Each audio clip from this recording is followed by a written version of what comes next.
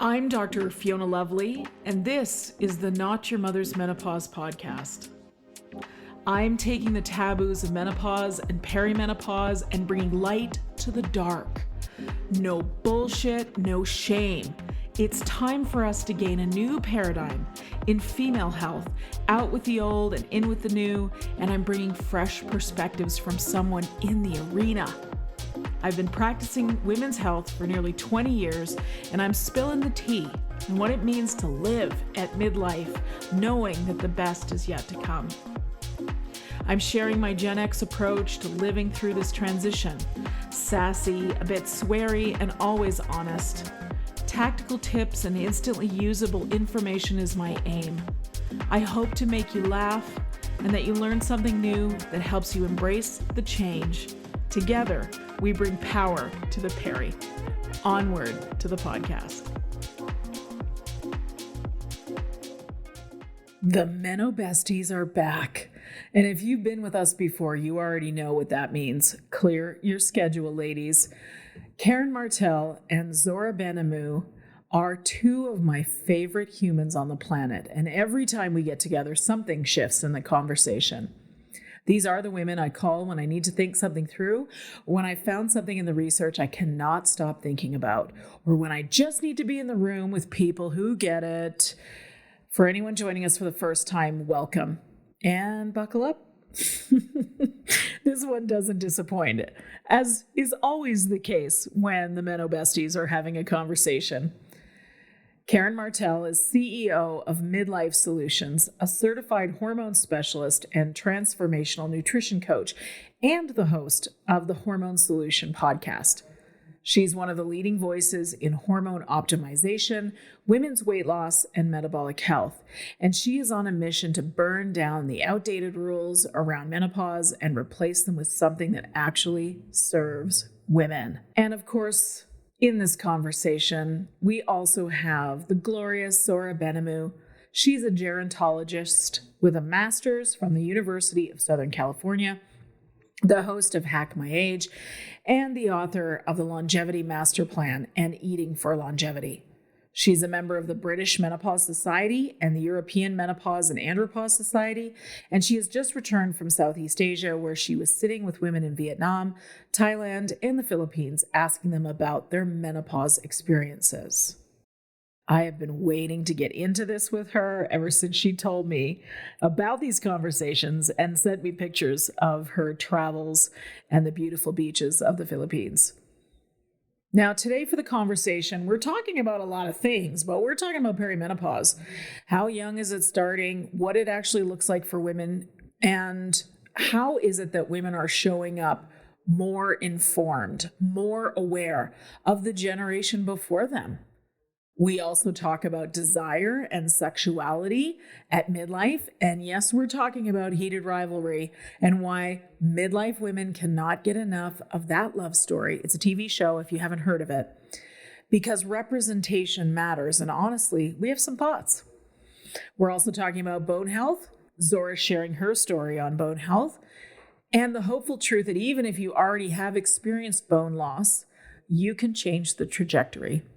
We're talking about prevention versus intervention and why the timing of support matters most when women are being told about whether or not we should be taking HRT.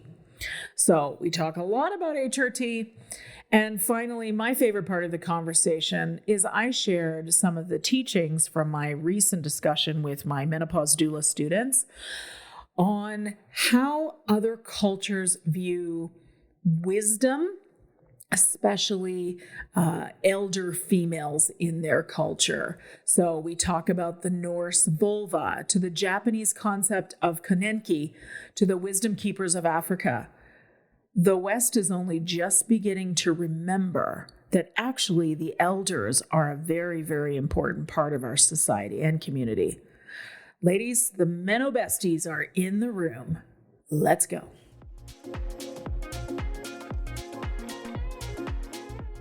Let's talk about something incredibly important, your heart health. You probably already know the stark statistic. Heart disease is the #1 cause of death in the United States. Now, it's widely understood that men develop heart disease earlier in life than women, But what you might not know is that this difference starts to change as women age. By the age of 65, women begin to develop heart disease at the same rate as men. Why does this happen? Well, the sources tell us that declining estrogen levels play a significant role. Estrogen has a profound impact on our cardiovascular system. It actively improves our cholesterol levels, keeps inflammation down, increases crucial blood flow around the body, and even helps to reduce damaging free radicals. Think of estrogen as a vital protector for your heart. It's important for our heart health, too, to take minerals. Certain minerals, such as magnesium and boron, are highlighted as being essential nutrients that our hearts and bodies need to function at their peak performance. When your mineral levels drop, it can lead to a decline in both your estrogen levels and your overall heart health. This is why I'm so enthusiastic about my partnership with Beam Minerals. They have formulated a fantastic way to make getting your daily electrolytes and essential minerals absolutely effortless. Forget about cumbersome pills or messy powders. Beam Minerals offers a simple solution. Just a small shot each day provides your body with the natural, plant-based support it needs. Ready to take proactive steps for your heart health and overall well-being? Head on over to beamminerals.com and don't forget to use my special code LOVELY to receive a fantastic 20% off your first order of Beam Minerals. That's LOVELY. Thanks, Beam.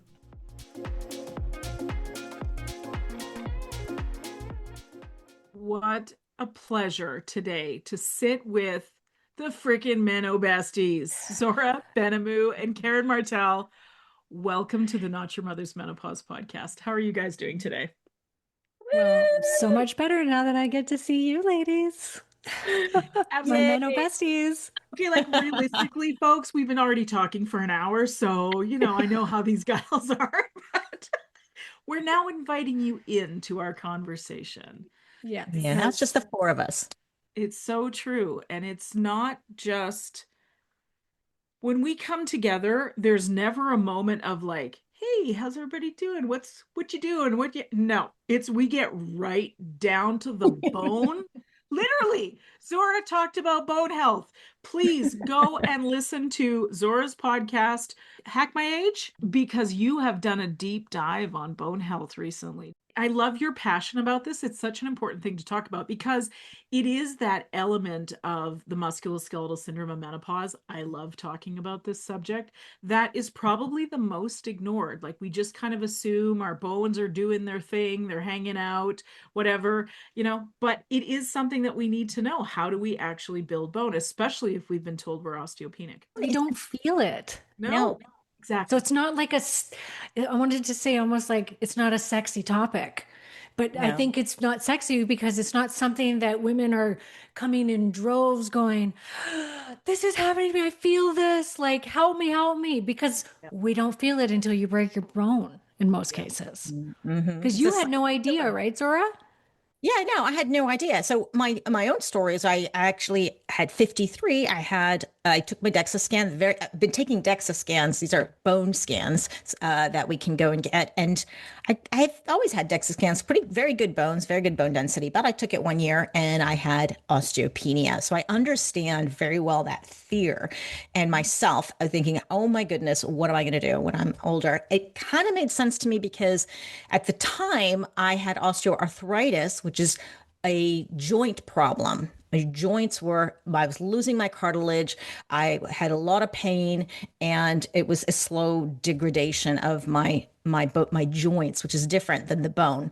So I was told, don't do impact, don't do strength. So here I am not doing the exercises. And actually at the time too, I was just starting hormones. So I had baby dosage of hormones because I didn't understand it at the time. And when I put the pieces together, I said, you know what, it kind of makes sense, but I'm going to reverse this. And so there are many things we can do, which is great because we can reverse osteoporosis and we can reverse osteopenia. And but it takes work. So I want all women to not have that fear. Osteoarthritis is a little harder to reverse. Many people are not as successful, including myself. And I eventually had 2 total hip replacements. So after I got my operations, I just was full force because I have a rod in my leg and I need to grow the bone around the rod. So in order to live an active life that I want to have, I had to build that bone. It was really important to me. So eventually I did, and I had another scan, and I'm able to happily say that I've now have good bones. Actually, I'm now in the green. But there was another you've scan. done it. I've done it. You've reversed. Well, let's just say it's not so much that you reversed it, but you managed to build bone to take yourself out of the zone of bone loss. Exactly. And more importantly, I think not a lot of people know about another scan called the REM scan, REMS. And I can't remember, it's radio electric magnetic something. I can't remember the actual acronym, what it's for, but it uses ultrasound. And what this does, it looks at not only the bone density as a DEXA scan, but it looks at bone quality and the bone strength. And this really is important because what's inside the bone. The DEXA looks at trabecular bone on the outside, and the REMS will look at it both outside and inside. And inside counts too. And when I'd taken the REMS scan, even back then when I had osteopenia, it confirmed, yeah, you got osteopenia, but you have very strong bones. And this was felt like a weight lifted off my shoulders at times. So I really encourage women to, if you've been diagnosed with this, go check, are your bones strong or not? Because if you're told you have osteoporosis or osteopenia and you do not do the work that you need to do because you're told you can't do exercise, then you've lost. You're losing years that to build back your bone. So if you can confirm that you have strong enough bones, then you're off to the races to go and build it back. Which is amazing. REM stands for radio frequency echographic multispectrometry. Yes, thank you. Ultrasound-based radiation. Everybody has to remember that. Yeah, that's going to be a test at the end of the podcast. You can tell who's got Virgo in her chart. Radio frequency electromagnetic what? Multispectrometry. Electrographic. Radio electrographic. Yeah. Okay. All right. I'm going to have a tongue twister.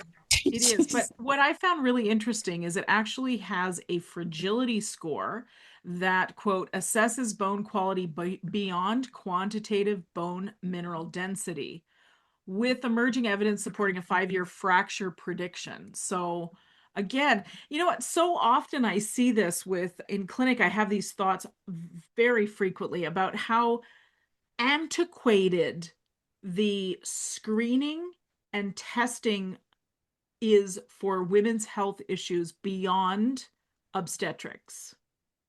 Mm-hmm. And this is just another indicator of it.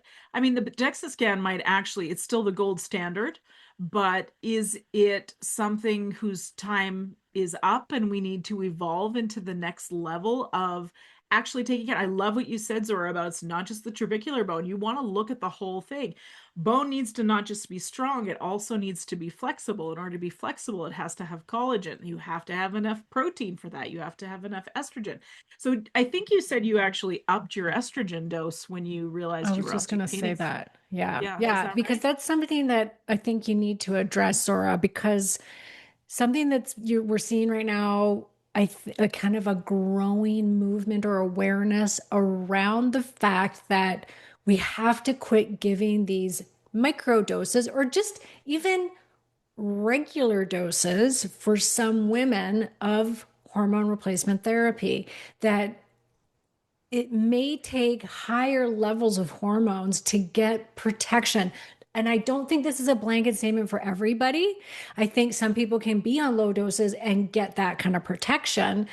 But I think we need to start looking at this because I think it's going to start going towards the fact that we're going to start seeing practitioners giving higher doses of estrogen, of not testosterone. I don't think we need higher doses of testosterone for women necessarily, but estrogen, because estrogen's been feared for so long. And it's always like, don't give very much, mix it with estriol, make more estriol than the estradiol, which is not going to give you that bone protection like estradiol is going to. Even estrone is better it's good for the bones too. And we want some estrone because it's so good for bone proliferation. Mm-hmm. But I think we're going to start to see that practitioners are going to go, I think maybe we need to start giving higher doses. And there's even been a little bit of research, Fiona, this is your area, that's showing that the higher doses of estradiol cause the brain to, like, it works better in the brain and causes brain volumization Mm-hmm. Mm-hmm. compared to the lower doses. And this was a study that was done between 1 milligram versus 2 milligrams of estradiol. 2 milligrams of estradiol showed volumization in certain areas of the brain, rather than compared to 1 milligram that did not show that. Interesting. Can I tell you what some of the research shows and how much estradiol we need in our blood in order to get stronger bones? You're going to be really surprised.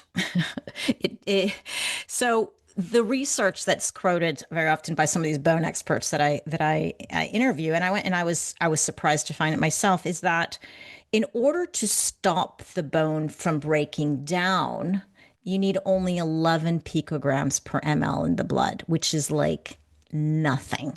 I read it was 65. Well, there are other studies showing more, but the ones that were quoted, and it does exist, and in order to start building bone was 20 picograms per ml. Now, even though the research may show that, the bone experts who are in the functional medicine space, they say, hey, okay, we're not going to strive for the minimum dose. First of all, we don't want to just stop bone from breaking down, but we also want to build it up. So it's like the minimum would be 20. So no, we're going to go between 60 and 90 is what because we know that they're going to get other benefits, not just because we're just talking about bone. That they're concerned about the bone, but at least these functional medicine doctors are saying, no, we want to go beyond bone.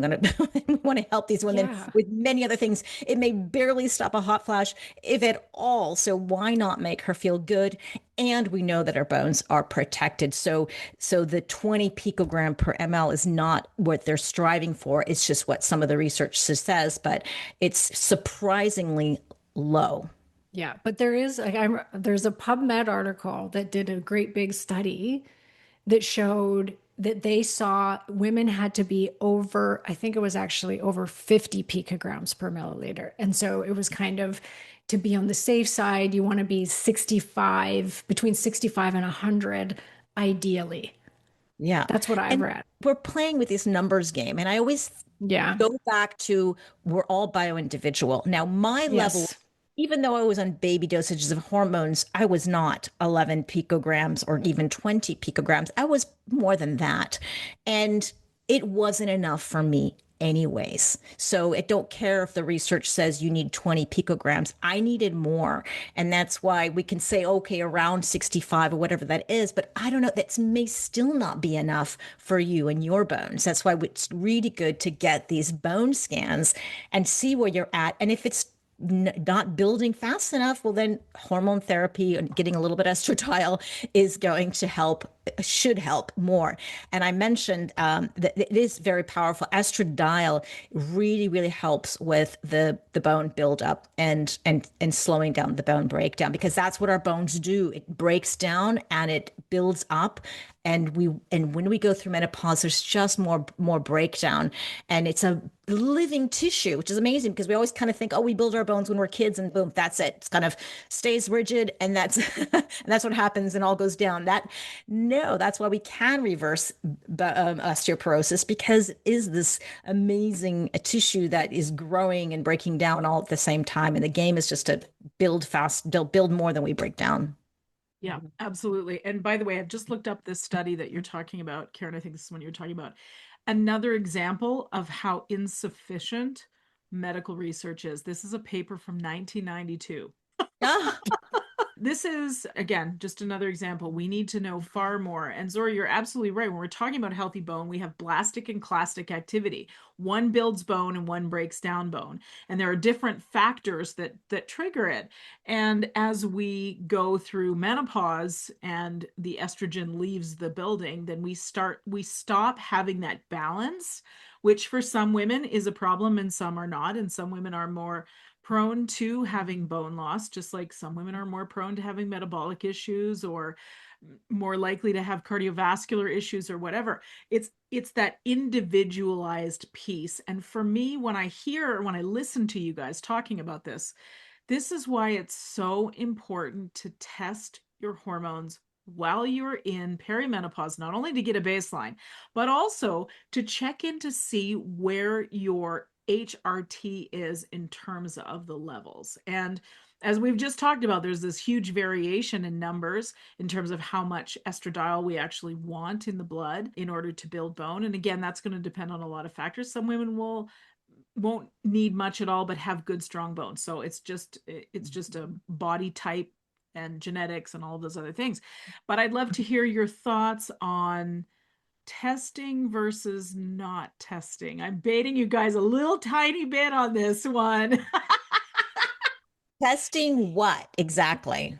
Hormones? Testing hormones in perimenopause. Yes, testing And hormones. menopause, because a lot of doctors will say, no, we're not going to test you in menopause either because you just aren't going to have hormones. Oh, here's one I heard recently is, oh, well, why bother adding in hormones now? You've been without them for a while. Oh. Oh, yeah. That was a male doctor talking to one of my patients. Of course. In their 60s. Yeah, exactly. Well, you haven't had a boner for a while, sir. Why start one now? Sorry, Karen, it's to you. Yeah, so I did see a recent post actually from a practitioner that was saying, don't ever test your hormones in perimenopause. There's no point. And you hear this a lot. And their theory behind that is in perimenopause, your hormones are jumping all over the place, especially in late perimenopause. Estrogen kind of goes on this wild ride and it's up, it's down, it's up, it's down. And the woman was saying, I just listen to my patients and I want to just know their symptoms. And my thought was, I've been working with women in this space for 10 years. I've gone through my own hell and back with my hormones. If I come in as a patient to this, let's say to this practitioner, and I say, I've just gained weight out of nowhere. I'm really, really tired. I'm suddenly not sleeping. I feel like my nervous system's super frazzled. Okay, these are like probably the top 4 symptoms of perimenopause. Come on, right? So what is she going to do? She's going to throw progesterone and estrogen at me. What if my estrogen and progesterone's just fine?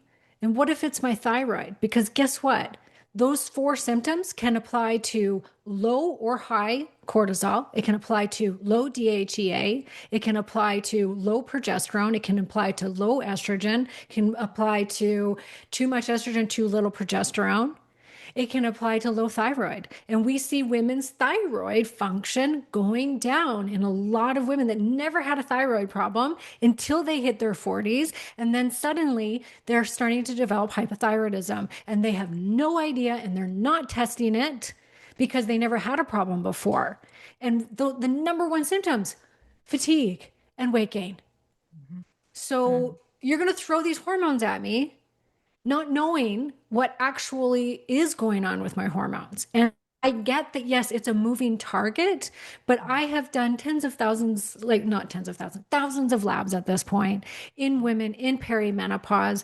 And I'm sorry, it always gives me a really good picture. And I know, and I take it and I think, okay, this is where it is right now. This could change next month.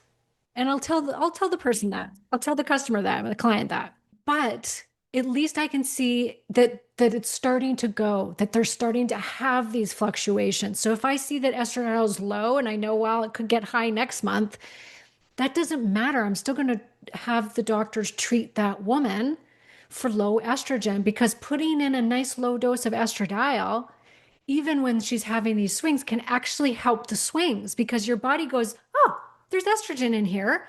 I don't need to stimulate with my follicular stimulating hormone to produce more estradiol, get this woman to produce more estradiol, because there's some that's reading some in the body. So it's not going to be overshooting and going, come on, let's make some estrogen and stimulating those ovaries. Mm-hmm. And so I think 100%, you want to test a woman in perimenopause.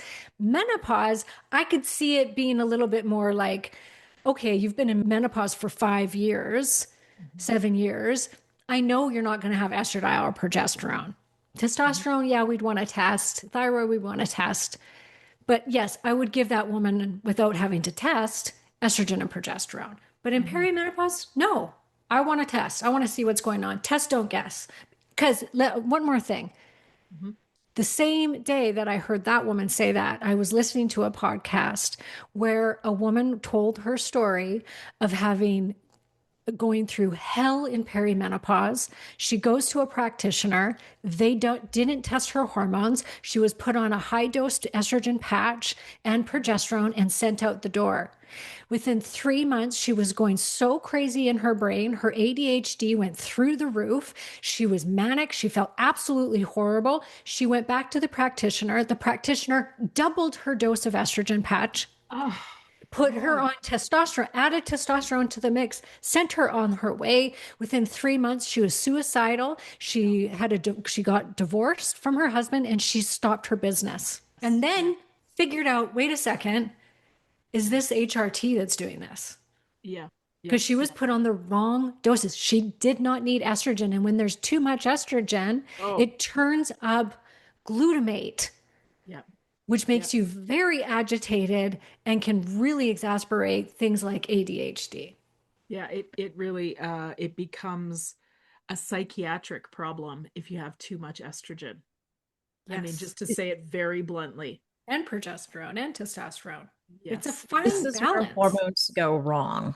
And Yes, Zora, you've done episodes too, Karen, I know as well, in what when hormone therapy goes wrong. And because you all hear the stories, you get comments, plenty of comments, oh, I was the one who didn't do well, or what made me feel worse. Well, there's a reason why it didn't work, and you're feeling bad, and they just drop it and say, that's it, HRT isn't for me. But it's because the doctor didn't get it right. The doctor or whoever gave them the hormones, probably not testing, probably not measuring, probably not assessing, but not doing the work that Karen does in terms of seeing the whole picture, right? It's not just tests and not just labs, and it's not just symptoms.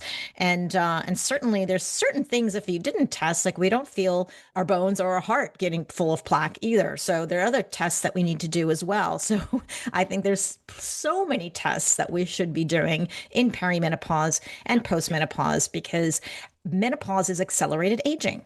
We have without the loss of hormones, boy, that goes really, really fast. And our game is to at least decelerate as much as we can that progress.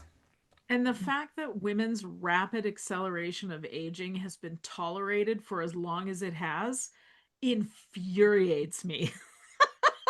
Now, listen, I know I'm always the one to bring this perspective because it's the anthropological perspective that I like to look and say, why? Why are we continuing to do this? But anyways, I want to put that down because I want to bring a little bit of a counter to what you both said. If my husband was here, he'd say, that's because you have a disputatious nature. I still have to look that word up, but I don't think he's being... I think I have that nature too. So go ahead, Fiona. Good. Karen, that's why we're friends. We're good.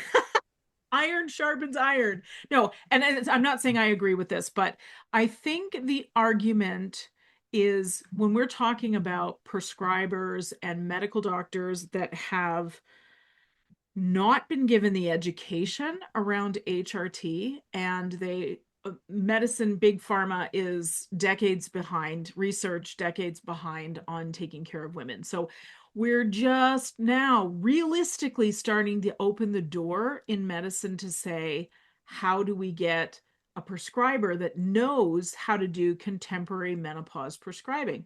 So I think the counter argument a little bit here, I agree with you, by the way, guys, you need to test, you need to know. And Karen is, oh my God, so right. Thyroid can overlie so many things, and you could be chasing going down on a wild goose chase on symptoms that are not related to the female hormones at all, but are related to thyroid hormones or other things. But anyways, I think the counter argument is that when you take away the no need to test for medical doctors, that drops a barrier to care, meaning that more women are going to be able to access care if we just get the hormones in there. And then when the hormones get in there, if something goes sideways, like you were talking about with this lady that had the ADHD and lost her marriage and all of this stuff, then you test. Okay, but of course, the three of us here are going, oh no, you test to start. But we're used to holistic functional medicine care. And I think she is really talking to, because she knows a lot of doctors are watching, a lot of medical doctors are watching her content.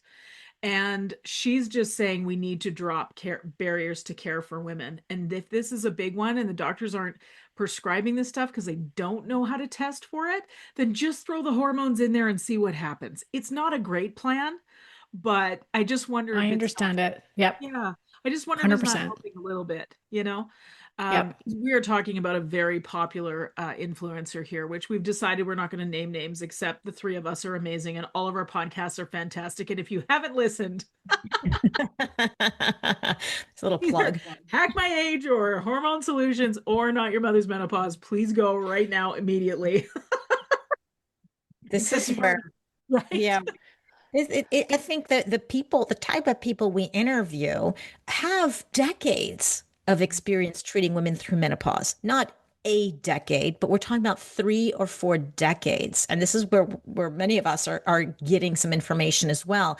There's these influencers who are really looked up to, but they've only been treating women for maybe 10 years. And that's to me not as good as the ones that have been doing it for decades and more decades. And not that that's important, it's great, it's wonderful, but it's not the only source of information where we're going to get it. But unfortunately, if you follow one person, that's all you hear. That's all you hear. But we all hear many different sides. And I've had many people on my podcast who are anti-hormone even. And there's reasons why they're like that. But I like to look at, or at least give women all of the options and say, look, there's many different ways to take hormones or do hormones or whatever. But I think if you're going to see somebody to help you, obviously you want to trying to find the best. And personally, I think, Karen, your community, the many people in your community, and you've been doing this for a very long time too, that's value, that's clinical experience. And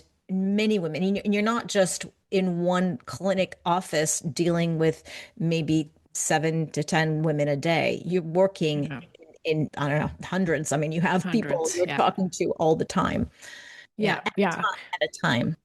But I do get, Fiona, where exactly what you just said, and I actually support it. I do support that. I support the cheap hormone clinics that are shelling out estrogen and progesterone to women that all they do is take an online quiz. There's a lot of those places popping up right now, but it's giving women access to hormones, which is what I want ultimately. Is I just want all women to be able to access HRT. It's why I created my over-the-counter product line. Those women, I don't know if they're testing their hormones before they use those creams. Mm-hmm. No idea, but at least it's accessible so that if somebody can't afford or can't have access to a good practitioner, they can still get the help. Absolutely. And just to sort of wrap up what the two of you have just said, we know, the three of us, between clinical experience, community experience, talking to women in menopause, as long as we've done it, plus our lived experience, that is anecdotal evidence. And medicine has always been very critical of anecdotal evidence. And you hear people like Rachel Rubin talk about this, and Heather Hirsch talk about this. We have been treating women with hormones despite the fact that the Women's Health Initiative said that we shouldn't have been. And that is worth something. That data is worth something. So, Yes. this is in a little way why I reject the term evidence-based. Frankly, if you're telling me you're evidence-based, you're not paying attention. Women's research, women's health research, especially women's health research over the age of 50 or even beyond reproduction, is less than 1% of all the money that's spent on medical research. So we are decades behind. So for someone to say they're evidence-based means they're using a very small data set. That's why we want that anecdotal evidence. We want that. And I love what you've said, Karen, like give women access. And then we can figure out. I mean, we've had any scare tactics around hormones is ridiculous. We have been soaked in these hormones since we were pubescent, for God's sakes. Yep. Why are we I had a patient tell me, actually, Zora, I think this was your story. Didn't you see somebody who told you, I'm speaking out of turn. Oh, yes. Somebody told you that estradiol caused cancer, right? This is a Yes. doctor. I needed to find someone to prescribe me the hormones here in Portugal. And I lay out my hormones on the table. And she says, "Why are you taking estradiol that causes cancer?" And my mouth just dropped on the floor. And I said, "What? Why?"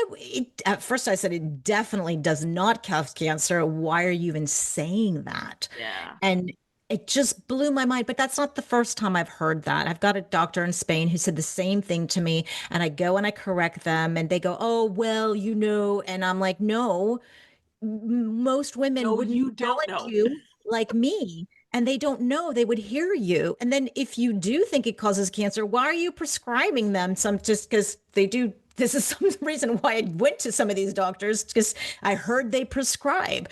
It's like ridiculous. I don't understand. So and this is, it drove me nuts to, and I was ruminating all day, but I also feel like, well, you know what? That's the experience that I hear almost every day from other women. And I just got a taste of it again myself. Yeah, me Yeah, too. it's a reminder because I think because we're in this space, we think, wow, there's a movement happening. Look at this. Everybody's starting to become aware of the benefits of HRT and not being afraid to prescribe it and et cetera, et cetera. And then you hear though, every single day of a woman's experience going into her doctor's office in 2026 and getting shut down. Yep. Yep. For those of you that are listening, if estrogen, progesterone caused cancer, we would have a bunch of 20 and 30-year-old women running around with reproductive cancers at a far higher rate than we do now because we're all literally soaking in it. And oh, by the way, HRT is a tiny dose of estrogen and progesterone compared to what we've been Minuscule. soaking. Yes. What our reproductive cycles have had us doing for years and years. And then if you try to compare it to the birth control pill, nobody questions the birth control pill, but that is massive doses of Chemicals. hormones. Yes, exactly. Equine, conjugated equine estrogen and progestin. So, which have their own problems, but nobody's saying that that is going to give you a stroke. But it's the same stuff you're trying to prescribe me or refusing. It's Yeah. so contradictory. It makes no sense. No sense. Why would God or whoever made us, whatever your belief is, why would they soak us in the most beautiful hormone of all hormones, estradiol, Yeah. that gives us, that makes us women? Mhm. It really truly does. It helps us. We wouldn't be able to procreate without this. But It that's going builds to our be the bones. hormone that's going to give us cancer? That, come on. Yeah. No, it just makes no logical sense. Like see it once you get the scales pulled off your eyes and you can see through the lens of how women are regarded when it comes to medicine and medical research. It just all of a sudden you see it everywhere, just Mhm. absolutely everywhere. Apparently, according to our earlier discussions, or we're going to have to tune you into this one, but apparently, Heated Rivalry requires my estradiol to be really high so I can have a juicy moment while I'm watching it. Karen, would you Oh like my to God, I comment? can't believe you just said that. Zora wasn't part of that thread. I know, that's Look what at, I'm I'm saying. You gotta blushing. be I'm here. blushing just talking about Yeah, it. you are. Oh boy, Zora, have I'm you really watched it? no. No. I, Oh my God, you Karen, you are the guys. color of your shirt. I What is know. happening? Wait, just, it's a phenomenon. What's happening with that movie, that series? Yeah. I had no idea until I finished it. And then I could see what my mom was talking about because my mom was like, I had to watch it twice. It was the most amazing like series. It was so hot. It was just like gay men sex. And You it's just what? like, she's just going on and on about how phenomenal it was. And I'm like, thinking that this was just going to be like a hockey story, but with some like cute gay men in it. Like, oh, great. I'll watch it. And then I finish watching it and I'm like, oh, I see what she's talking about. Then I start going online because I want to go find out about the actors and I wanted to see, are these guys really gay? Like, did they Apparently do not. these scenes Yeah. and they're not gay, like that would be really tough to do. So I start looking and I see that there is like craze going Yeah. on social media over this TV series. Karen, you can buy Crave. merch. You can buy merch for God's You sakes. can. I saw it. I was like, I should buy this for my mom. I should buy the t-shirt for my mom. Let's go to the cottage. Anyone that's watched it, they know what I'm talking about. But I want to know what is this triggering in women? Men don't like this show. My husband was like running the other way, like, no, oh God, oh, don't show me that. Jesus. Perfect. You're gonna leave me alone with the hot gay man sex? Like, oh, this is terrible, honey. See you in an hour. Which many people listening are going to be thinking, if you haven't seen it, you're going to be like, what are you guys talking about? Ooh, how do you think that gay man sex is attractive? Blah, blah, blah. You know, just go watch the show and you're going to see what all these women are getting crazy about. There's so much on social media about these women showing themselves, how they've watched it 4-5 times. Okay, because they like it so much. Why is it so? What brings this? I don't know what it is, like but 10 it is. years ago, I remember like 10 years ago, women that were a little bit older were getting all kinds of panties in a twist over Game of Thrones. Okay, Really? And then it was that was Outlander. vulgar too. Well, it was too violent for me. Apparently, that's not my flavor. So, I guess. Yeah, me too. I was like, oh, this is too much. No. And then there was it wasn't tasteful. Fest. I'm like, no, like, what is up with people? I've not watched Outlander, so I can't comment on that. But as I said, it's not that racy, Outlander.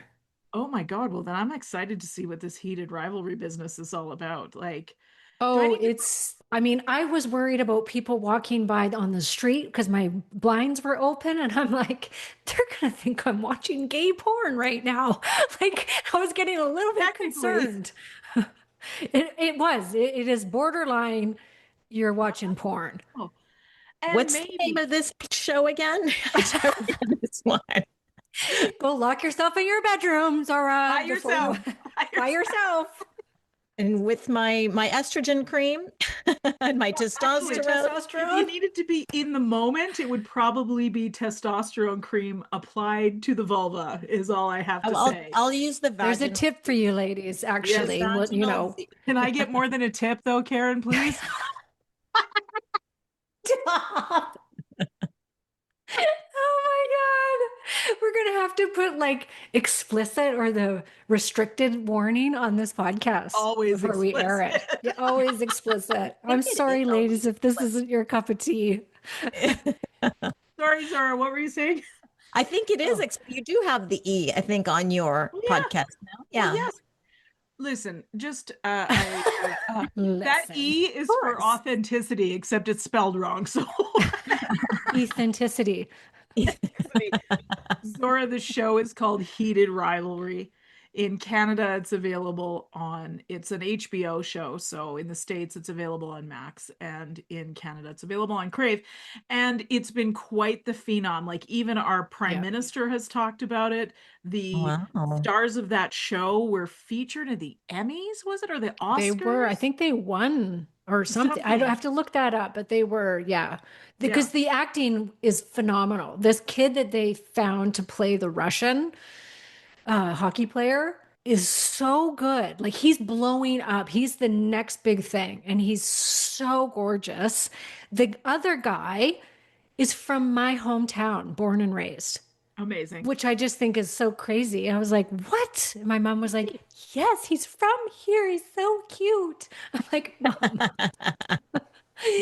But they both, they've both blown up. Both these kids have blown up. They do an incredible acting job, like unbelievable. At first, it starts out as like, oh yeah, okay, this is okay, but not really getting it yet.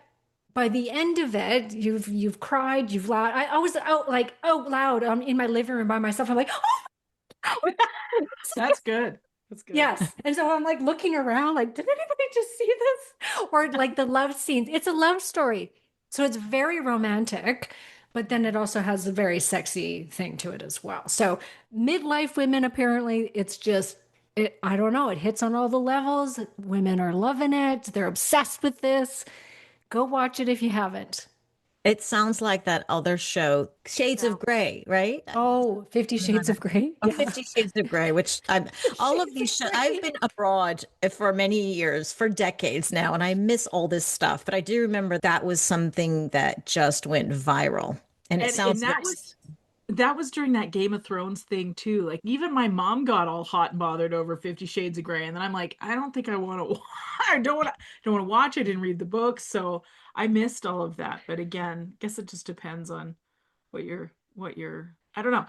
As I said this morning, Karen, in our group chat, I said it's like that first season of Bridgerton where everyone was like, have you watched the Bridgerton episodes? And then I watched it. I was like, Jesus, I can't watch this with my husband. Get out. Get out. Ah, I love it. I love it. Apparently, at our Oh. next round table, we will need to have a follow-up discussion on how everybody felt about the show. Because yeah, I need Yes. to watch, somehow get access to the shows because I am far away. I don't have this, I don't know if I have access. You're going to have to somehow Look for, you should be able to get HBO Max, I would think, where you are. yeah, Not Crave, I don't think. I think that's just Canadian. I know I can tap into my son's Netflix, but if he sees the not on stuff that I've been Netflix. watching, no, okay. no. Be like, Let's bring this back to menopause for a second. And if I can remember my train of thought, that would actually be excellent. Anytime now. I can't even believe you brought that up, Fiona. Which That's one? awesome. Every Yeah. woman that's watched it is going to be like, Uh-huh. yes, talk about it, you guys. Yeah. Well, Okay. my 18-year-old niece said she advised me not to watch it. She said it's very sad, Auntie. And that's why I haven't just automatically Oh. gone there. So I don't It know. wasn't. It was so good. Okay, I'll get to it.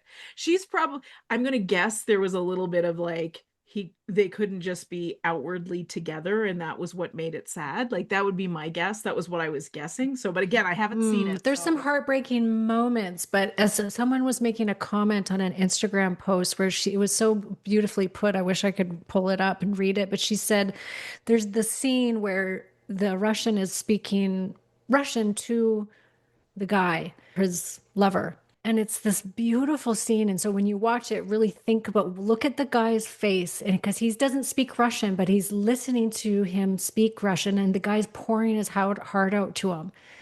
And you can see that he feels what the guy is saying.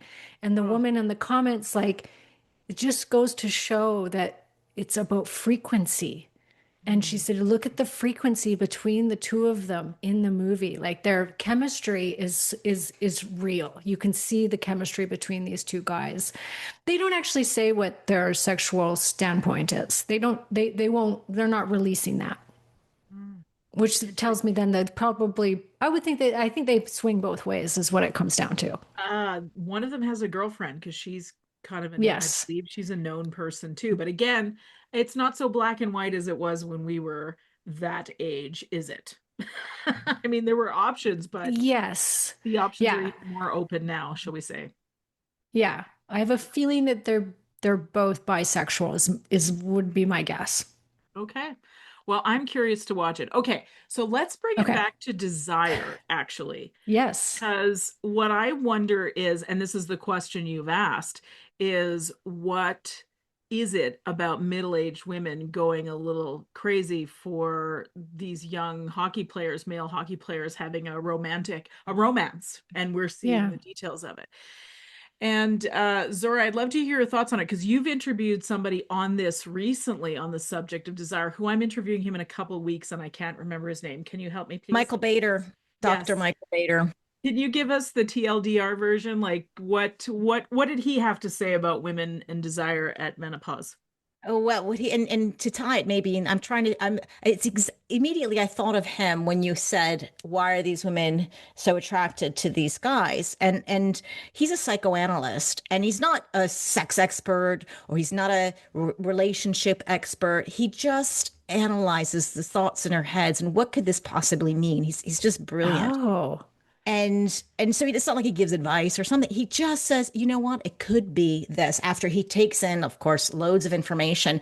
And for a psychoanalyst who talks about sex and fantasy and relationships, you need to have a lot of trust before somebody actually reveals, because what he reveals in his book called Arousal is quite shocking in terms of the stories of the people who tell them what is going through their brain while they're trying to have sex and can't have sex, or whatever relationship they have. And sometimes it's quite shocking and surprising that, wow, these people can think of these things.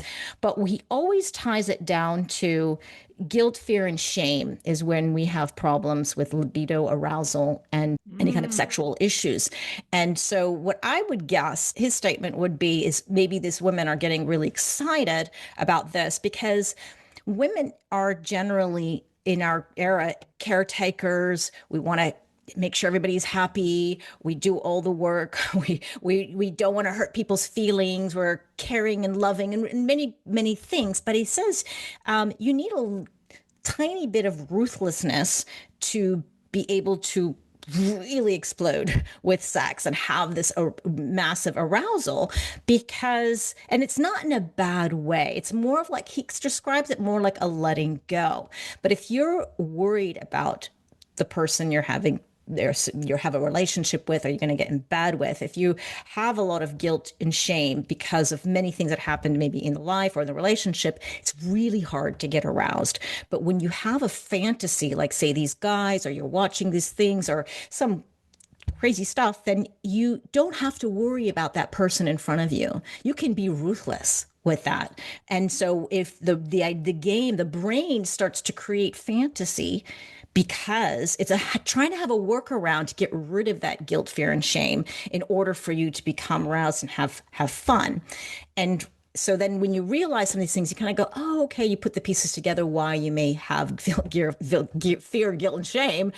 And then that helps the person actually overcome it and maybe get through some therapy. But that's my guess, is probably there's a little sense of letting go and ruthlessness. They don't have to worry about those guys that they're watching. Ah. Does that make sense? Or did I just, I'm sure. I love that stuff. Yeah. I love it.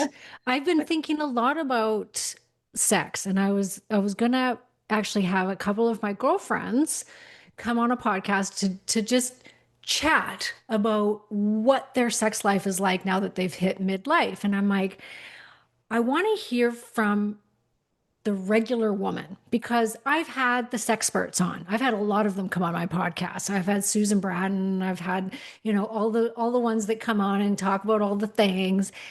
But I feel like these women that talk about this have really high sex drives, and when talking to them, they've had a high sex drive their whole life. They don't have a lot of hangups around sex. They're super free with it. They don't have, there isn't trauma or guilt or shame around it for them. They really enjoy it. And then that's what they've made a living out of, talking about it, because they're so comfortable with it.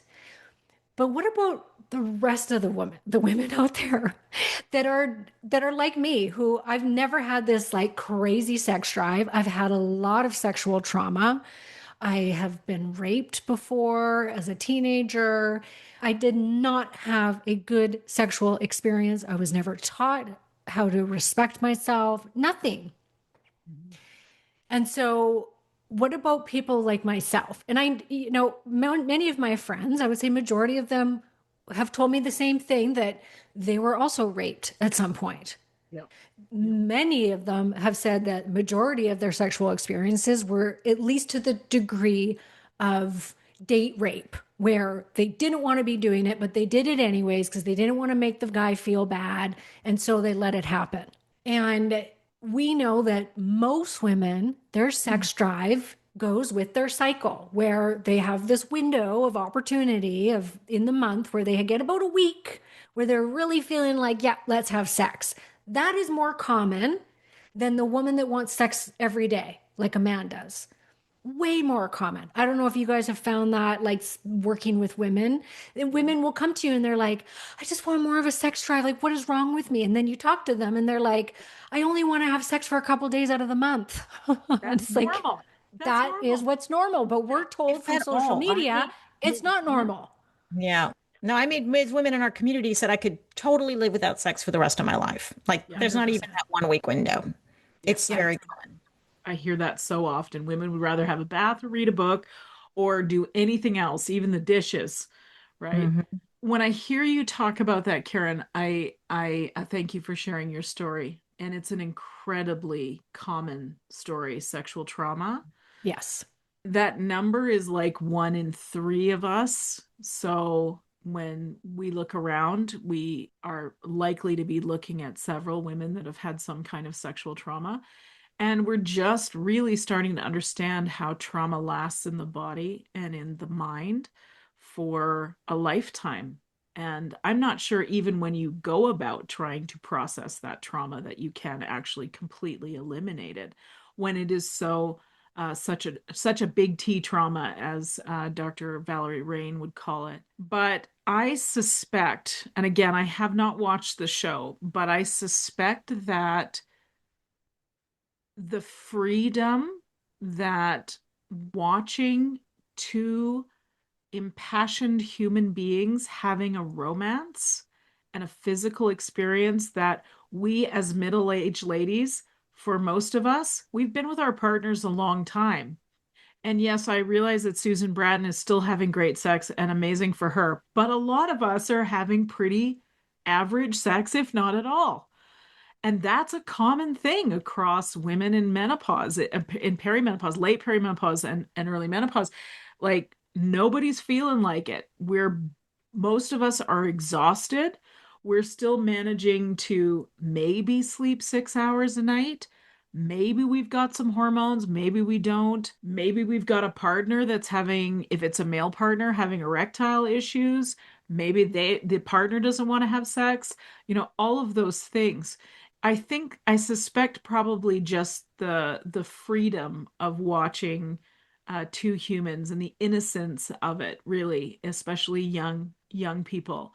As I've said, I'm a fan of Bridgerton. I'm just watching the latest episodes right now. I just started it, but it's kind of the same thing. Have either of you watched the Bridgerton Oh, series? yeah. Yeah. Yeah, okay. Yeah. So it's just, there's something just so innocent about people that age. It kind of reminds you of your own innocence before you accumulated all of this emotional baggage that makes you not really all that interested in having sex. Yeah, no. And thank you for saying that. I love that we're talking about this because I want to shine light on it so that women don't feel like they're broken or feel like there's something wrong with them. This is so normal. Like I can count on one hand how many women that are in my circle of friends that say, "Oh my God, yeah, I love sex and I want to have sex, multiple times a week." I would say 98% of my girlfriends would never say that. Or the people that I work with, the ones that have opened up to me. Yeah. And so I really feel like the whole conversation around sexual health, it needs to be reframed because like people like Susan Bratton, wonderful. She's wonderful. I love that woman to death. But was I going to go do what she was telling me to do? Hell no. I was like, so like, how long do you have sex for? And she's like, oh, at least an hour. And I'm like, well, who's got time for that, Susan? And then she's like, and you know that there's like 20 something different ways to have an orgasm. There's mouth orgasm. I'm like, wait a minute, mouth orgasm? I'm like, yep, not interested. Thank you. But, like I just, But just in Susan, I just interviewed her again, and she said that people think that she's this got this high sex drive, and she said, actually, I'm far from it. And I kind of thought the same thing. And so she was talking a lot about the female body and why we need more time to get aroused. Yes. And she says that I'm just like everybody else. So I think, I had this idea that she was like that too, because she always talks about these things. And the whole episode is really about to tell women, you're normal. You just have a different operating system. And when you go through menopause, that system kind of changes and it's okay. Now, if you don't care to have sex and you don't want, an intimate life with your partner, that's you. That's fine. You do you. There's nobody judging you. But if you do, then there's steps to take. Now she has a different approach because I've interviewed so many people who've dealt with the sexual trauma. There's other people who, like psychoanalyst, who has a different perspective, and then you have Susan who's like all over the place, and so they all have different approaches. And when I realize with every interview I do, there's so many reasons why women may have low libido and or very find difficult to be aroused, but it's so common. It seems most of us seem to have this struggle because the guys have been getting the sex the way they want it for millennia. Let's say porn has been made by them. If we watched it, it's what they want, and so we've been giving it to them the way they like it, and we thought that was normal because we don't get sex education in the way that we probably should. So here we are feeling really bad. Your partner's get aroused in 2 seconds, and here meanwhile we need 30 minutes.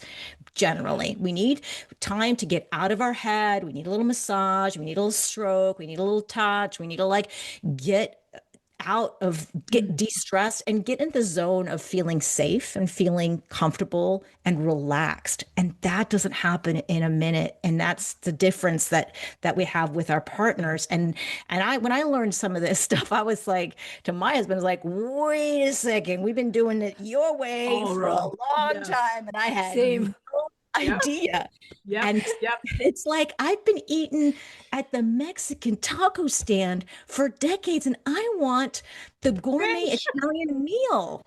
Come on, like let's shake it up and do it. Zora, my interview with Susan was the only interview my husband's listened to from start to finish. And then he's like handing it out to his friends. You got to listen to this. This is going to teach you a lot. It takes 20 minutes for a woman to get aroused down there. Oh my God. Well, I love that he's doing the men's work and sharing that. That's fantastic. Zora, everything you said, so good. Apparently what we need to get aroused is to watch Heated Rivalry, according to Karen. Okay. So let's talk about this from a brain perspective for a minute. Well, actually, before I do that, across the board, when women bring up sex with me in clinic, it is always from a place of shame and I'm broken because I don't want sex the way he does. Yep. And I think I said this in a voice memo to you guys earlier this week. The whole entire system around pelvic floor health and sexual health is all centered around the phallus, which is crazy. Again, when you see it, you can't unsee it. Our language around how we talk about sexual health and women's pelvic health is very much around, is it pleasing for intercourse? Which, as I've heard Kelly Casperson say this, she was the first time I heard it and I was like, what did she just say? She said something along the lines of asking one of her urology patients whether it was a man, and she said, you should start, he was talking about libido, and his wife didn't say libido, and she'd changed during menopause, and what did Dr. Casperson have to say to help with that? And she said, well, I think you need to ask your wife if she's interested in penetrative sex anymore. And I was like, is that an option? Wow. Because I was pretty sure that was like the whole thing, right? No, as you said, Zora, we do not get sex ed, and we have a very narrow view. And then, of course, what happens for dudes is when the phallus doesn't work the way the phallus has always worked, now they just go, okay, well, I guess I'm done with sex. And you're over here, I've heard women say this to me, I'm over here going, but I still want sex. But he's saying, well, I can't get erect. So that's it. We're done. We're not having sex anymore. The shop is closed.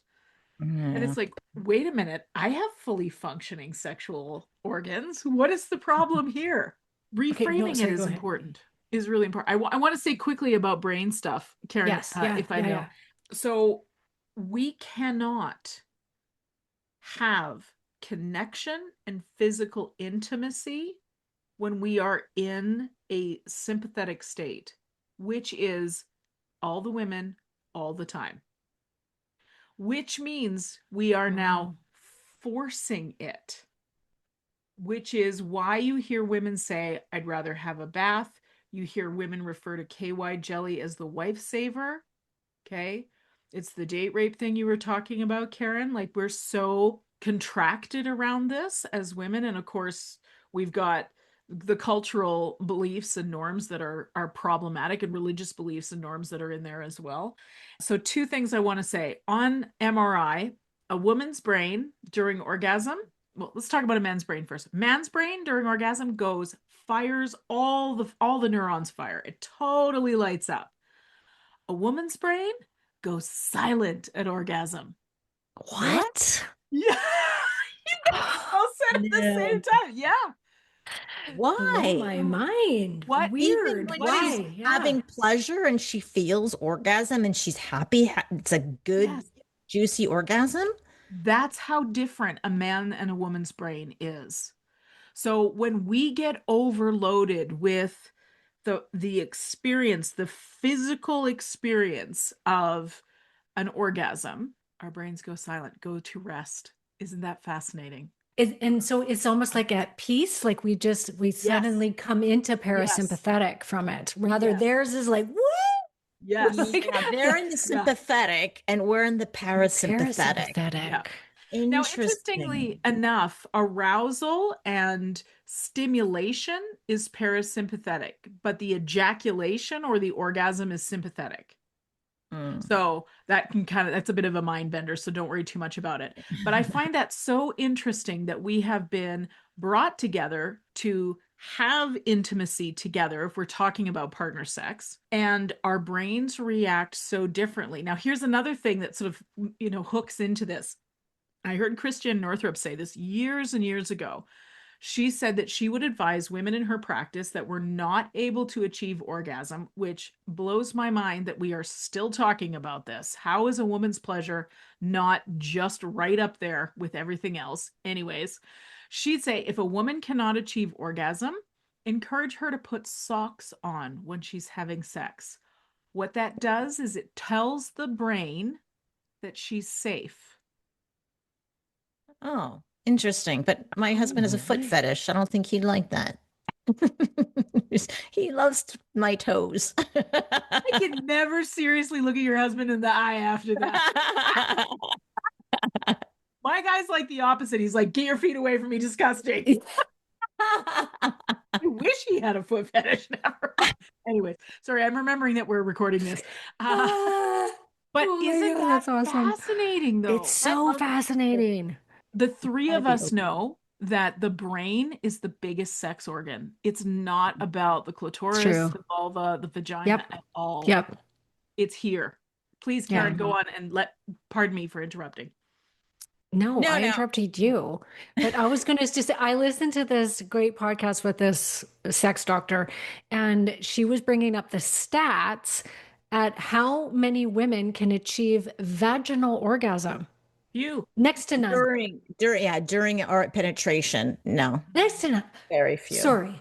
But why are we not being told this when we are young? Porn shows you that it's supposed to be like that. Oh, yeah. And porn was made by guys. Yeah. Yeah. But and reproduction. Right? Like, we've had this all wrong. I just don't get. If we don't encourage women to accept intercourse, we're not going to have babies. If we don't have babies, we don't have people to control.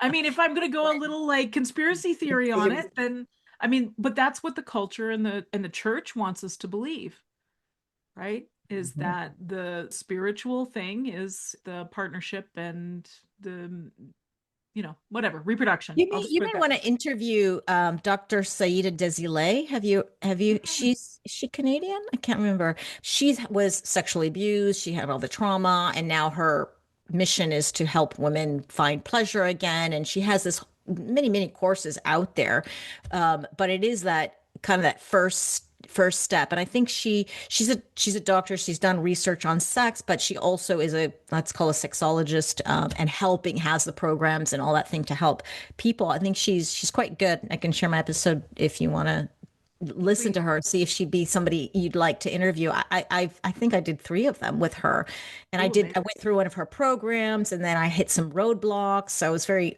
vulnerable out there talking about my own sex life. My husband, he's never seen that episode. Don't tell him. But I thought it was a great thing to go through her program to say, hey, what's this all about? I'm very curious and very open-minded, obviously, and I think there's programs for every kind of problem out there, and I think she's a good interview. Yeah, I love that. I would love to listen to that episode, Zora. Thank you. We will make sure to link it in the show notes for you guys.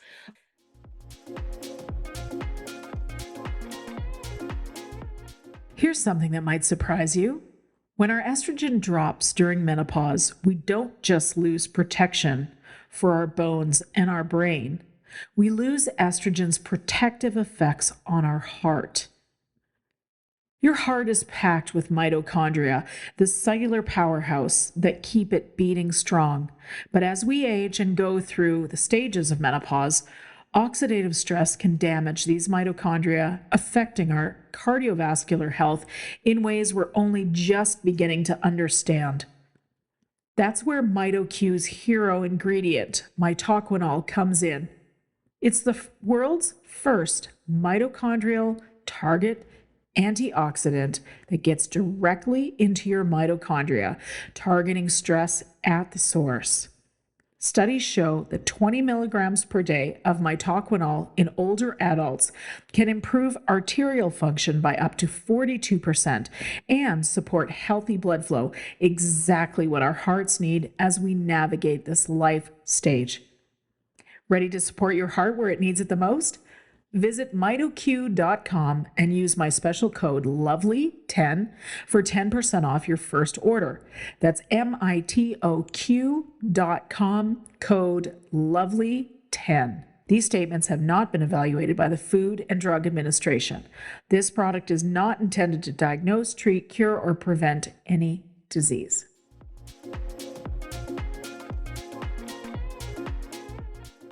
This trio could go on forever. And I don't know, what time is it where you are, Zora? 10:12 p.m. Oh my God. It's 3:12 p.m. my time, and I'm ready for a nap. So I can't even imagine how you are. No way. You girls keep me fired up. And it's Friday night. So this is my best Friday night ever. I like to spend it. And it was steamy. We got talking about sex. I mean, heated rivalry. We're heated Meno Besties now. Yeah, we are. We're bonded by this conversation and nothing else. Well, and I did want to actually bring up a cultural thing just to sort of end this episode on, I think, a very hopeful note. At least that's what I'm hoping it will do. So, Zora, recently you were talking about your travels, which I'd love to have you talk about here in a moment. But I wanted to share something that I shared recently with my doula scholars. So I teach women to become menopause doulas, and I just taught them a whole lecture on the spiritual health of a woman in menopause, which I think is or even the spiritual transition, the spiritual threshold. You can call it a bunch of different ways, right? This is one of the things that we have missed terribly. Okay, I want to read just a little bit that I shared with them, and then I'd love to have a discussion about it. So across history and across the globe, most cultures have understood this transition, that is the transition of menopause, as a promotion, an elevation into wisdom, authority, and spiritual power. Offering these counter narratives to each other is one of the most potent permission slips that a doula or any of us can give each other.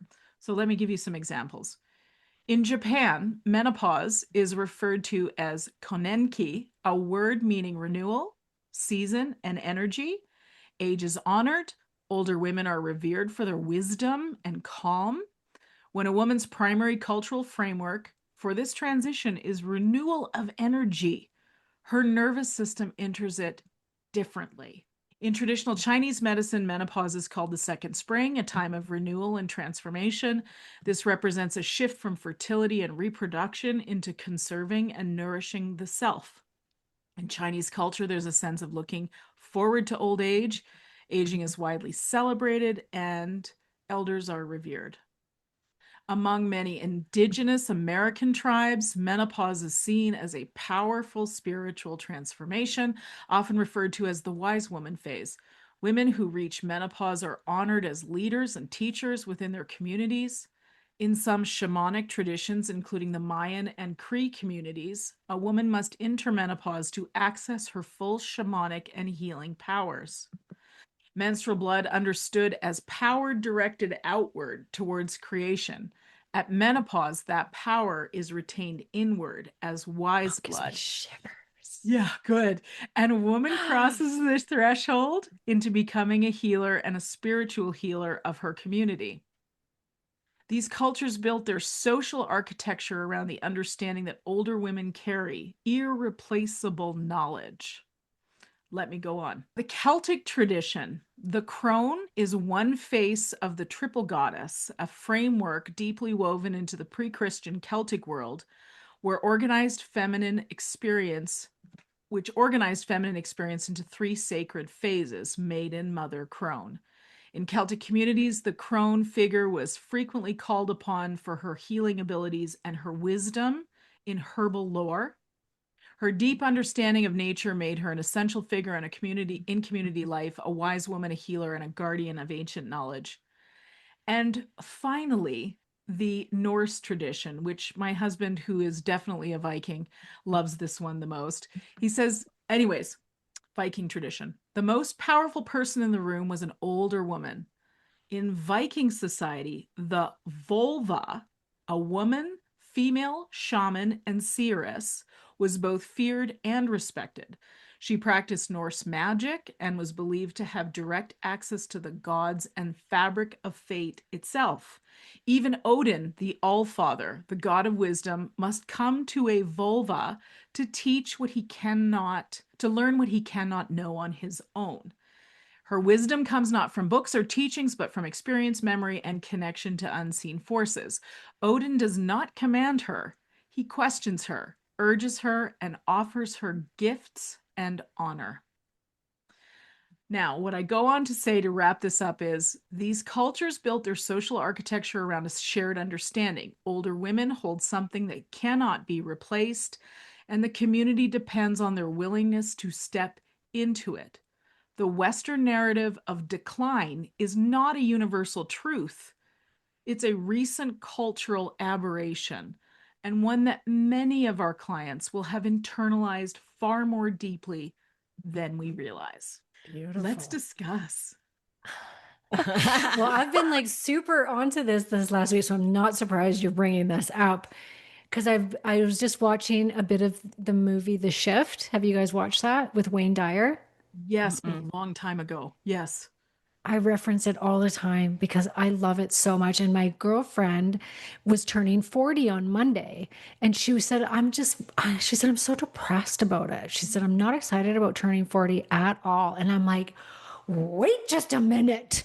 And I'm like, and I just laid into her. I'm like, look, these can be the best years of your life. Like, this is when we shift into our, like, who we really are, and we like honor ourselves. And it's all about us for the first time. And, you've taken care of your kids and your husband and your whole, adult life. It's now about you. I'm like, your 40s can be the most amazing years ever. You just have to make sure your hormones are optimized. Yeah.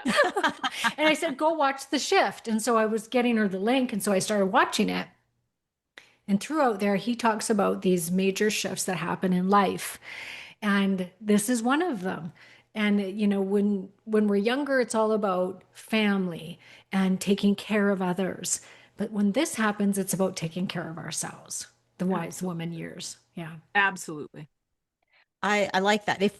There's a famous gerontologist called Gene Cohen, and he called this stage for men and for women the if not now then when stage of life, because we're not maybe young-ish anymore like we were in our 20s, but we're not old either. And so it's a time of renewal, rebirth, to do the things that we've always wanted to be doing, whether it's writing a book or travel or do things. And I love this. I was just got back from Thailand, and they have the word for menopause is Wai Tong, and Wai Tong means golden age. And I was like, this is great. And the golden age.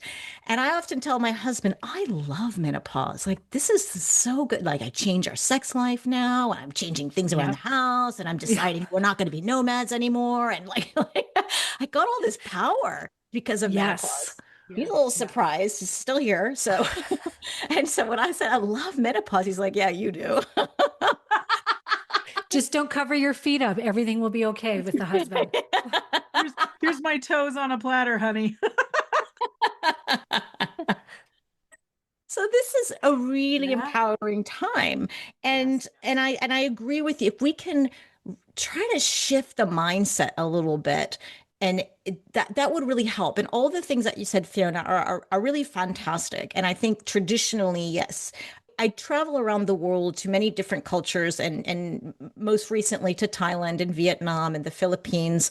I've been to Hong Kong, Japan, and I interview women on the street. I literally stop them and say, can I ask you 5 questions about menopause? I don't know who these people are, but the ones willing to speak to me get recorded, and I turn them into a 1-minute reel. And so what I've been seeing and notice, and I'm looking for this wise woman kind of thing, and I'm not quite finding it, but it could be because I am in a big city. Usually I'm in bigger cities, and I'm wondering, either these cultures are becoming more westernized and all that, or it's just things are shifting. And the research shows what you just said. That's true, but I can't quite see it. And even when I stop a woman in the street and I say, hey, can I talk to you about menopause? I do get a shift, like a step back, like, are you calling me old? Like, there's a little bit of ageism there, where they're like, you just, we want to hold on to where I'm not quite excited to talk about that yet. And so there is still a stigma. I think it's much less than, say, in the US, Canada, Europe, less. So I think things are relative. And the attitudes that I see, that I get back from these women, and it's very different if I interview a woman on a street who's selling bananas and a woman who's in a shopping mall, a fancy shopping mall, and she has more money. So I think I'm seeing different answers with the same culture. So I can't really say it's a cultural thing all the time, but it's a socioeconomic piece here as well. But very often, if she's a woman on the street selling fruit or just in a little shop outdoors, the attitude is more, why are you even asking me this? It's kind of not a big deal. And yeah, I went through, it was tough. Yeah. But it is what it is, and it's just part of life. And the recommendations they have is just chill, just cool it, which is like kind of hard advice to take when you're suck it up, buttercup. the suck it up, buttercup kind of attitude. But it is also, I got bigger fish to fry than worrying about these symptoms and these horrible things. I got to feed my family. I've got, that's the woman who's selling bananas in the street. But the woman in the mall, she says, no, I've seen the doctor. We got checked up. We had to talk about menopause. And they're aware, at least, of that there are solutions and the things that they can do. So it is really interesting. But I still get a little bit of resistance when I say, can we talk about menopause? And it's that stigma that's still there. Yeah. And I have another element to bring to that conversation, Zora. I love that you're sharing these experiences, by the way. Thank you. Keep doing it. Yeah, I love it. From an anthropological perspective, we have to remember that for the last 1,000 years, is it more than that? More than that. Yeah. Women have been persecuted for speaking out, for being strong, for being spiritual, for being healers. We were burned at the stake. We were flung off the mountain. We were drowned. We were ostracized. So just because in the last few decades, women have been able to speak about their experiences, doesn't mean we don't still have the ancestral residue of that in our DNA. And the research is showing us, the science is saying that we do carry the experience of our ancestors back 7 or 8 generations.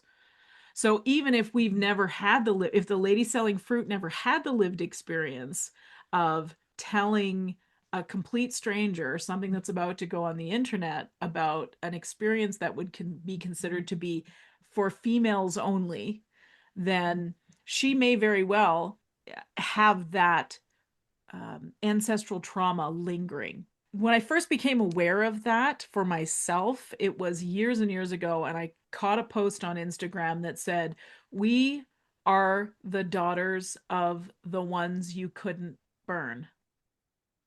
Now, feel that right down to your cells. Mm-hmm. Like, to me, it still raises all the hairs on my head when I hear that. Mm-hmm. So you have to remember that that persecution is still so deep. It's so deeply ingrained in our beliefs, if you will. So, but by having these conversations, we start to signal safety to the nervous systems to say it's okay to talk about it. It's okay to reach out for it. And oh, by the way, the Japanese do not have a word for hot flash. It's hotoflasho. Yes, it's hotoflasho. They had to take it from a Western word. I'm going to start calling it that. I'm having a hotoflasho right now. Sure, hotoflasho. Don't quote me on that, but it's something like that. They've taken the Western word because they don't have a word for it. That's awesome. That's awesome. Yeah. Oh my God. Well, I was going to say basically what you're talking about, Fiona, is I just think that is how it used to be looked at, but we have been suppressed for so long, and it's still very prevalent. You know, I went through all of last year. That was like a big lesson that I learned last year for myself, was how much I still repress who I am around men, because I don't want to come across as the bitch or the too powerful of a woman, because I would offend them and they would get all like all huffy puffy if I spoke out and said what I needed to say or challenged them on something. I'd always get this like, you know, backlash from them of like, you stupid bitch or whatever. I could just imagine what they were thinking about me. And so I think it's still very much here today. And we still haven't gotten to that place where women are looked at and being and held up for aging. We're not. We're like, don't you age everywhere you look. Don't you become the old woman. God forbid. In the Western culture. Yes. Right? Mm-hmm. In the Western culture. What's interesting, actually, when you talked about the persecution that's gone through our cells at a cellular level and through our genes, I have to share that when I was in, I think it was Thailand, it was the Philippines. It was, I don't know, it was one of the places that I went to, and I was in an elevator, and I went into the elevator, the doors closed, and I realized there were 8 men in there, and my husband was there too, but it was hot, it was sweaty, and then and I had a little alarm going on, like a just to be alert, and that doesn't happen to my husband. I didn't feel it. I was like, I don't know, what are you talking about?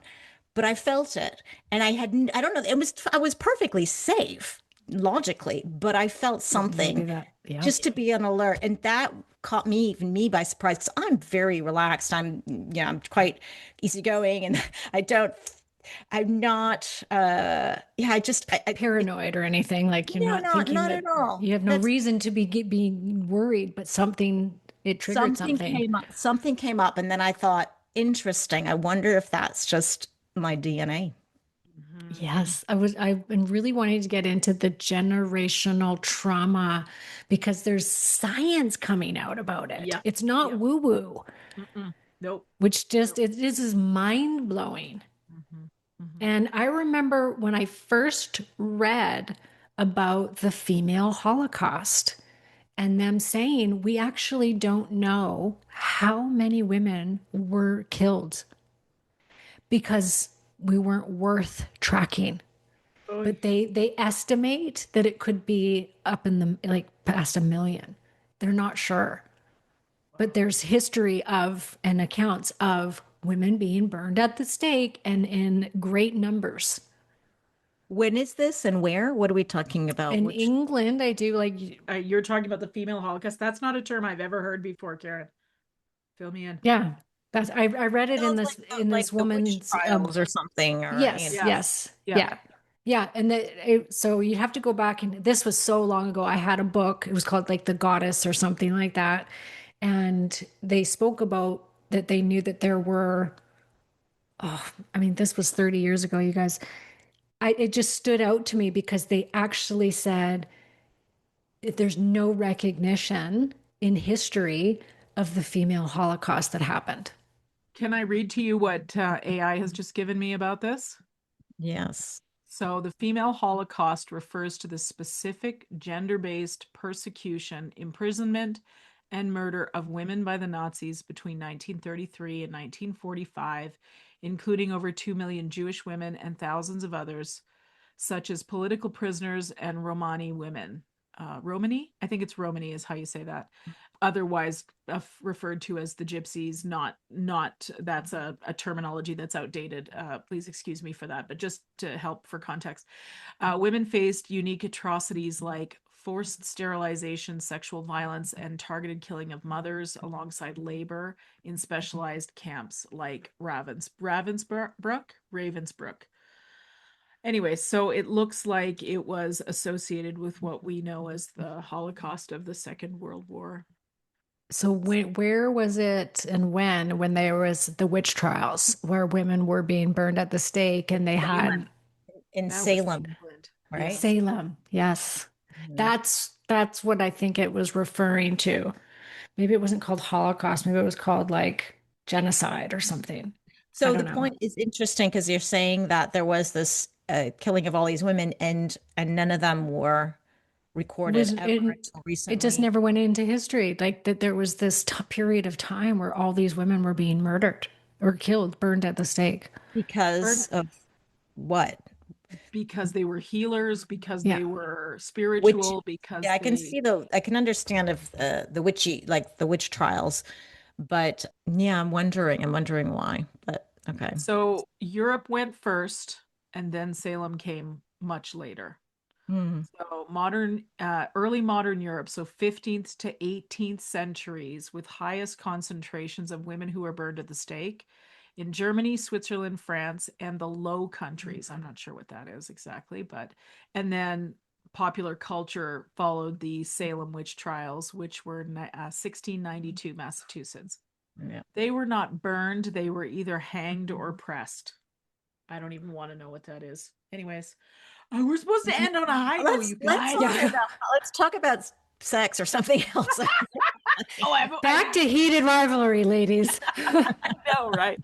But I think the reason why we bring this up is because it's important for all of us to understand where our genetics were made, and that we carry the feelings of that, the experience of that. While we've never had the lived experience, it does live on in our genetics. And so when Zora gets into an elevator and it's nothing but guys, and you felt that sense of unsafe, where Karen is numbing her brilliance and authentic authoritation, like the authentic authority, just to make sure she doesn't offend a man in the room.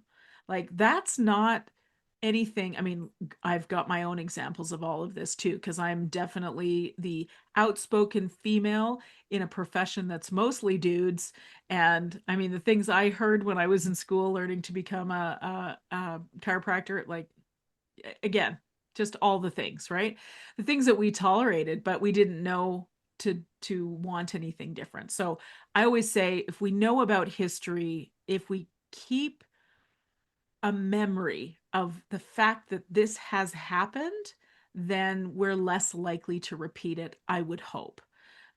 That's my wish for the world. But so education is important, but let's not linger there. We can learn about it, and then we can go, is it time to go watch Heated Rivalry? Do I feel safe in this moment? I need to I feel think safe first, by the way. My cats are like, are you I done know. talking? Because Yeah, yeah. I need to be fed. I do. I have a high note. This Yes, can please. be brought full circle here, which is let this be your time. All of the women that are listening, let this be the time that you shine the brightest. Let yourself shine. I had this really great bodywork session with a man and a woman a couple days ago. They're both amazing healers. They're osteopaths, but they do cranial, sacral, and energy work, and they're really good. And they were working on me together because he was mentoring her. Okay, so they're both practitioners. Anyway, so they're working on me. They got their hands on my head. And she says, I see this bright light that's shining right in the middle of you. So bright. And she said, but there's a black shroud around it. And he goes, yeah, because she's not letting herself shine as much as she should be. And he's like, it's time to start shining. Yes, mommy. Right. And I'm like, that's really stuck with me. And I've been thinking and contemplating, how do I shine more? How do I come into my full self? And so I'm just kind of putting it out there to the universe to give me ways that I could maybe start shining brighter. Well, you always shine bright with me. That's why I'm your friend, because I only see the light. And it's so bright, attracting me to the light. I Blinded by the light. I'm blinded by your brightness. So Amazing. Thank shining. you. Karen, maybe it's not something that needs to be fixed. Maybe it's just something you need to be aware of. And Yeah. yeah, I love the thought of it just being like, no, today's a moment I can just shine brightly and do it unapologetically. Because my God, the world needs the mother crone to show up and lead. Look at the mess we're in. Yeah. Like, I'm telling you, we all have mothers here. There's no way my mother would have tolerated any of this BS that's going on in the world. So it's time for a little Kick come in to the Jesus pants. moment. Yeah. Little female, feminine energy. True. Okay, let's wrap this because we would talk all day, and maybe we've still got some listeners left at this And look, point. your cat's over your shoulder, just like Look, there's one on each side. This one's sleeping still, but this one's like that one's like, it's time for a hello. snack. Not happy. Oh God. Anyways, this is my life as the cat mom. So to my dear friends, Zora Benhamou and Karen Martel, thank you so much for this time. I always learn so much when we are in circle together, which is what women have done for millennia, is come together, knee to knee, eyeball to eyeball, and just honor each other. So thank you so much for this time. I just love you both so much. I love you both so much too. Oh, I love you guys. Can't wait to see you in person. Yeah. I feel the oxytocin coming through the screen. Yeah. I can't imagine what it'll be like when I see you. Fantastic, for sure. Thank you, ladies, Oh, for the time. thank you. Thank Thank you. you. The information and other content provided in this show, or in any linked materials, is not intended and should not be construed as medical advice, nor is the information a substitute for professional medical expertise or treatment. We are doctors, but we aren't your doctor. Seek your doctor's opinion. If you or any other person has a medical concern, you should consult with your healthcare provider or seek other professional medical treatment. Never disregard professional medical advice or delay in seeking it because of something that you have heard in this podcast or in any linked materials. If you think you may have a medical emergency, call your doctor or emergency services immediately. The opinions and views expressed on this page and in this show have no relation to those of any academic, hospital, health practice, or other institution. Thank you.